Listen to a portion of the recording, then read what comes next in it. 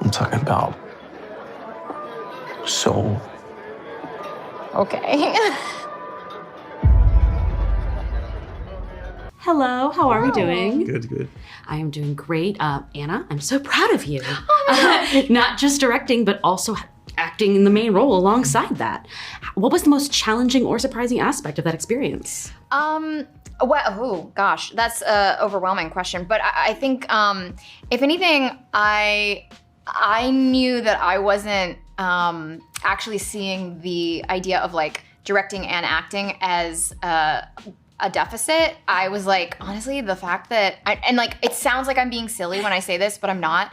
The fact that the lead actress and the director are going to be on the same page every day is so great. It is truly just like one less thing I have to think about. That's because funny, there's man. so many like little things that like I knew that I wanted a certain moment to happen in a certain way, and like having to explain that to someone and get them on board with it if they wanted to do something else, like that would have been stressful. So at least I didn't have to worry about that. Ah, I love that. From your perspective, having a fellow actor directing you, how do you think that changed the experience? I mean, it just, it's somebody who understands the process of what you're doing, the scene. Some things, you want to talk about, some things you don't want to talk about. Sometimes you need some space to yourself. And Anna, look, she's just a great leader, but she's also like a great co-worker to have. She was just making me feel like I could trust myself, I could trust my instincts, I could follow through what I believed was Rodney, and just encouraging me. And man, like, it was a great experience. And it feels like she's done it before. Like, I think she has, and she's not telling anybody, but it really does feel that way.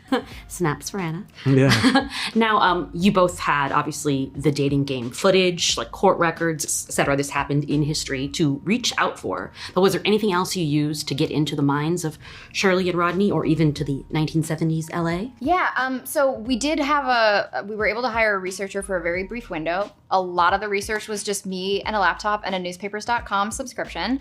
And at a certain point, the prosecutor, Matt Murphy, who was involved in the 2010 retrial, he made himself available, which, I mean, I can't overstate how generous that was of him to do.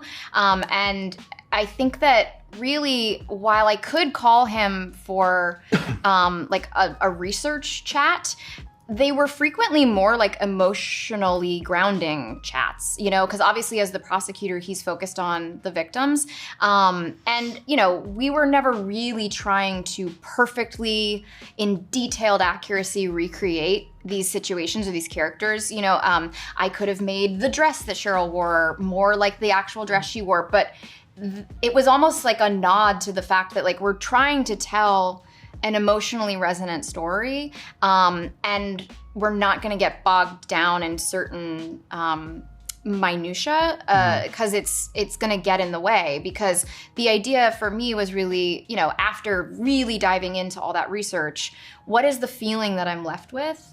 And I felt heartbroken, and I felt enraged at over a decade of injustices and law enforcement negligence. And while there was eventually a story about that was frankly kind of ready-made for Hollywood, a young detective comes in and he actually takes this case seriously and he changes things, and then there's this prosecutor. Like, that story did happen, but it also feels pretty emotionally dishonest to have focused on things like that, for example, because that isn't really the emotional crux of this story.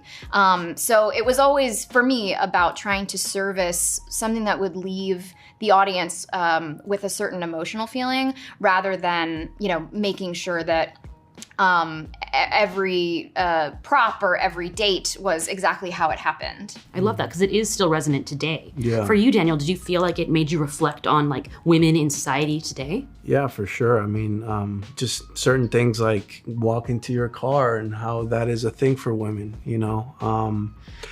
for me, what really impacted my research was the photographs that were released by the police of all the victims that were never found.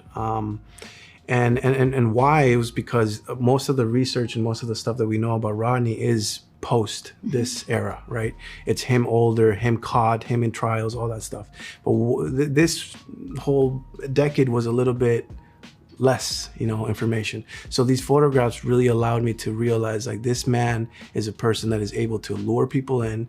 He has charisma, he's smart, but he also has the capacity of making that other person feel comfortable enough to photograph them and capture the essence of the person, right? And there's so many beautiful photographs that he took, and unfortunately they are beautiful, but it gave me an idea of like, oh, this is Rodney, I can play with this. And then all the other research, the bipolarness and all that stuff. But it's kind of grabbing it all together and kind of making your own recipe and having discussions with Anna while we're in a coffee shop and everybody's like, are you Anna Kendrick?